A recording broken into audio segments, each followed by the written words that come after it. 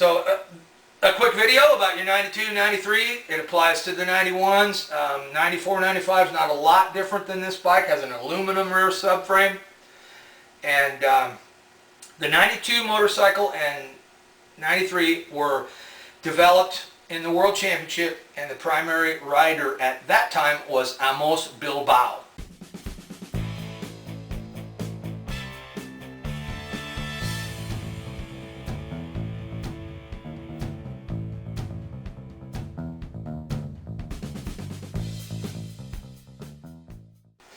In 1993, Jordi Terez came on board.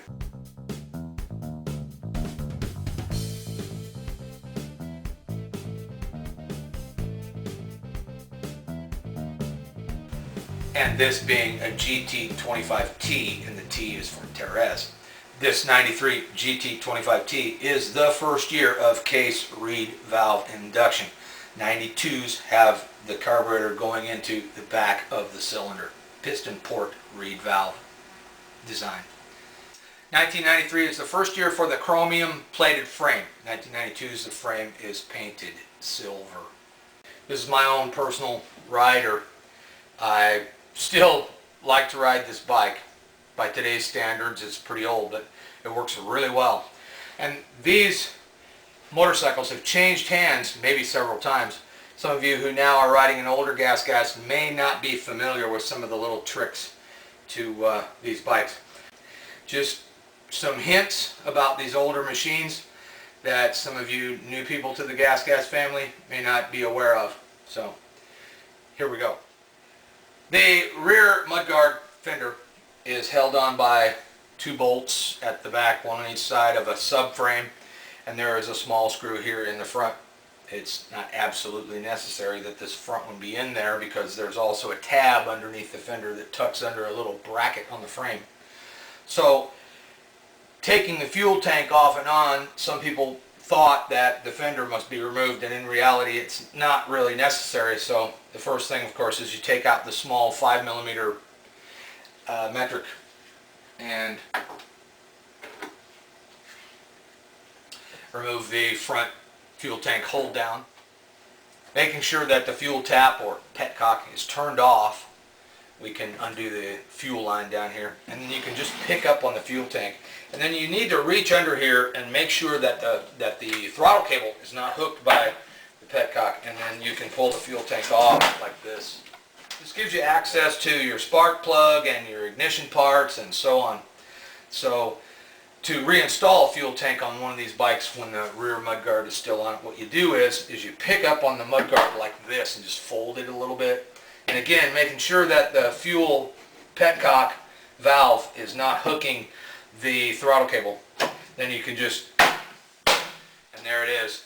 And then always on these bikes you have to be really sure that you have not your throttle cable hooked on the petcock, and another way to do that is to check and make sure you have smooth operation of your carburetor slide. On the 92-93 bike, there is a reservoir for radiator overflow. The correct level in this tank is when the engine is cold, that you should just barely see your coolant down in the bottom of the tank where the hose enters. And the pressure cap in this system is right here. So the reason this tank is here is for expansion when the engine heats up. So it's not necessary that the tank have coolant in it. Another way is to squeeze this top radiator hose, and that should bring some coolant up into that tank. Some people used auto body push-in, plastic push-ins back here, so if they flipped over backwards, the fender could come off and maybe not get broken. I keep mine with bolts. I use Allen, metric Allen with a nylock nut. When you take out the two bolts at the back, then you just pull back on the fender, and there you have this little hook right here. A hint about replacement rear mudguards: they don't come with the holes in the sides here on the older bikes, and you may have some subframe twist, and if you're looking at your bike from the back, you may see the fender is cocked. On these old steel subframes, what we would do is just take a big piece of wood and twist the subframe a little bit and get it in line. But if you've got some imperfections in the subframe where the holes are that go through the fender. The thing to do is to mount the fender all up in the front here using duct tape to hold the fender in position, get it all lined up how you want it to sit, and it sits on a steel hoop that's right here on the subframe. But get the thing where it's square when you're looking at it from the back, it's straight. And then don't drill your holes yet. Then what you do is you dim the lights in your workshop, you take a powerful flashlight and you aim it from the other side into that hole in the subframe where you put the bolt in, and remembering I have duct tape holding it in position. Then with a Sharpie, a magic marker, you can mark the spot on the fender where that light is showing through the translucent plastic. That gives you the bullseye of where you're going to drill your hole for your mudguard. And then the same on the other side, aiming the light at the angle that the bolt goes through that hole, and then you mark with a Sharpie your spot and take the mudguard off and drill your holes. That way when you put your bolts in, tighten it all up, the mudguard will be square looking at it from the rear. It won't have a twist to it because maybe a lot of crashing has twisted your subframe a little bit. Just a quick hint. Works really well. That's the way we did it for the race team. Airbox, air cleaner, air filter. It has a rubber strap. Sometimes you'll see zip ties. Zip tie is probably not a good idea because the strap, what it does is it holds tension down on the filter to seal it to the airbox. The filter has a foam lip all the way around the perimeter that goes down onto the airbox, then the lid pinches it. So I have an improved strap here, which is actually the hold down strap for the 1994-95 fuel tank. You can see here, and a homemade little clip. Something about these airbox lids, they were kind of restrictive, and your bike runs good, but what we were doing back then was we were cutting back at an angle this opening, and this is a modified one.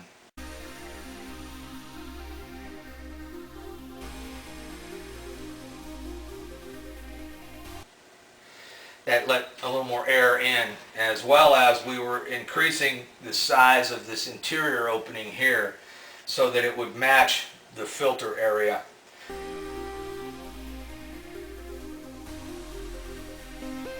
So you have your filter out, and you want to be careful when you're cleaning your filter that you don't drop debris down into your airbox.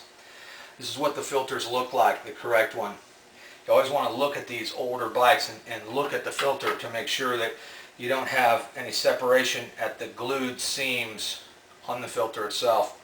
This filter is nice and clean and in good condition. So it just goes down in there, and then you want to be sure that you have the filter perimeter seated properly on the airbox, and then the airbox lid positioned correctly to pinch that filter, and then putting on your airbox rubber strap to hold down that filter lid and keep a constant tension on the filter itself so that that seal is good there around the edge. On the original design, if you're using an O-ring, what works pretty well is you can actually take I use a 10mm opening wrench, and you can just put it on the O-ring and reach down and get the O-ring off of the little mount that's down there. That works pretty good. You just, when you're putting the O-ring back on, you just hook the wrench over it and stretch it down there. And you can get O-rings like that, you know, at the home improvement stores. It's just a rubber O-ring to hold tension. They do dry rot over time, and that causes the O-ring to fracture. There is a rear brake reservoir here that's on a little bracket. You need to make sure that it doesn't touch the exhaust pipe because it will melt down.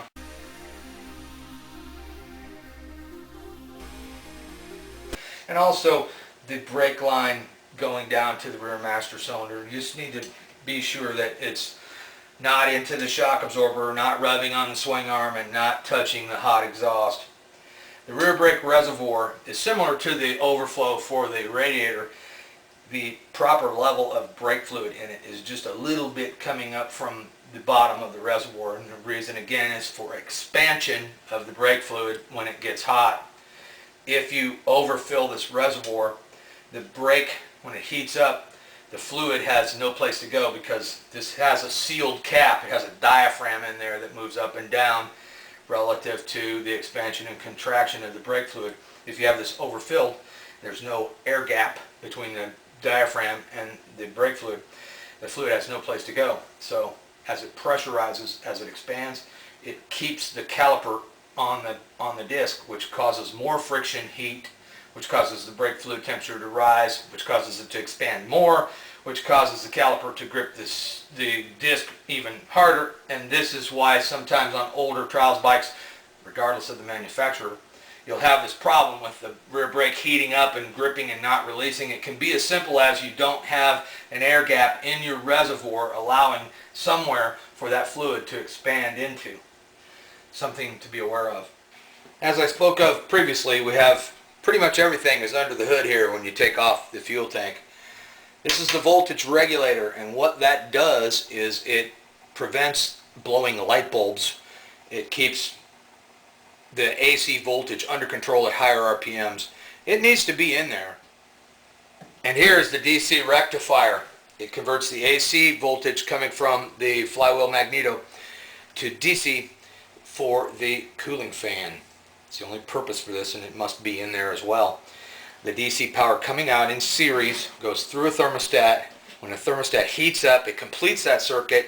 The power then goes to the fan motor, and the fan motor runs.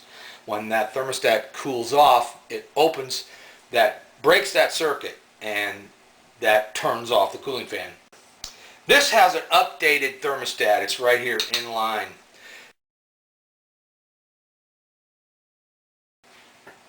A 92 has a large thermostat, 91 as well. That's the purple and green motorcycle. And it threads into an opening in the cylinder head itself, and it looks like this. And if you have this type threaded into the cylinder head, you'll probably never have any problems with it. Then in 1993, the thermostat looks like this. It's actually a little sealed chip. Okay, and it sits in silicone in a little cast rectangular opening in the top of the cylinder head as well. These worked really well, and they're really reliable, and we still have them. But the one thing about these is it takes quite some time for the heat to transfer from the hot coolant into the aluminum of the cylinder head, through the casting area where this sits, through the silicone gel into this, and heat this up and make that circuit complete so that the fan will run. So you had a more extreme temperature fluctuation. So at some point, if you ever need to replace this, we recommend that you do an upgrade to this new style thermostat, which fits and works on every GasGas liquid-cooled trials bike. And you can just splice it into your water hose. On the 92, 93 bikes, there's an aluminum Y right here next to the spark plug. This is going over to the reservoir overflow tank. And then you can just splice it in right there. I turned it down so that it wouldn't interfere with the fuel tank putting it off and on. So, and then as with the other thermostat, you have one wire coming in, one going out. It's a series circuit, very simple. When this heats up, it connects those two wires together and the fan will run. So this is a really good upgrade for older bikes, and you can get this from your respective dealer in your own country.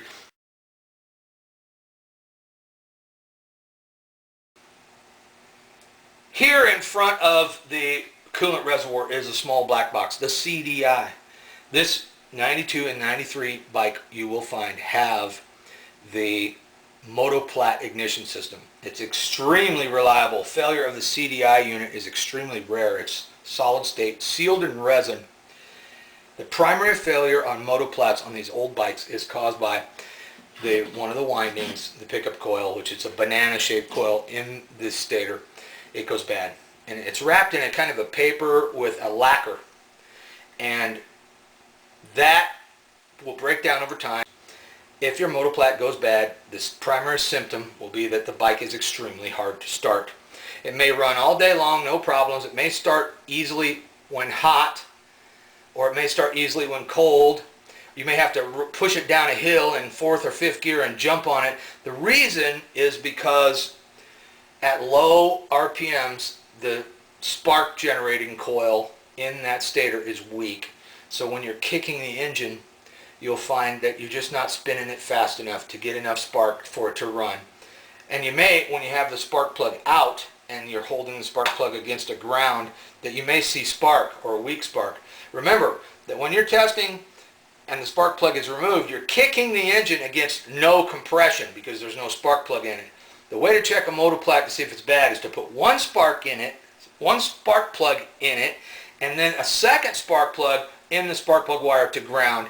Kicking it with compression, you may very well find that you have no spark. Just over time, heat breaks down the windings inside that coil. You'll probably never have any problems with the other 3 windings, which are for the AC to generate the electricity for lights in your cooling fan. Primary failure on a motoplat is the banana-shaped longer coil in the stator, which is the spark generating coil that sends the energy to the CDI box, which sends it to the spark plug at the proper moment, advancing the timing, etc. The same with all the Trials bikes. Wheel bearings, suspension linkage, you check your rear linkage for play, pulling up on the swing arm. Those, we call them the dog bones, the linkage arms in the rear suspension. They have bearings and seals and things. We still have all those parts. That's not a problem. They were the same for many years. You can actually do some upgrades back there if you want to with the more modern, more sealed parts. But generally speaking, as I have said in other videos, the primary cause of failure of wheel bearings and seizing of brake components in the calipers and premature wear of the parts in the suspension, the swing arm bearings, is pressure washing. You just have to visualize it. Extreme high pressure water with soap, which is really corrosive, is being forced into these bearing surfaces. It can be the reason of premature failure of your steering bearings or wheel bearings, all of the linkage. Yes, it's nice to have a clean bike. When I wash this bike, I wash it with a garden hose. Sometimes I have to pressure wash it when I get it really muddy, but I do not put the pressure washer nozzle directly at those parts where the bearings are. Thank you for watching my video. If you have an older GasGas, they're excellent motorcycles. They can be ridden in competition. Parts are available.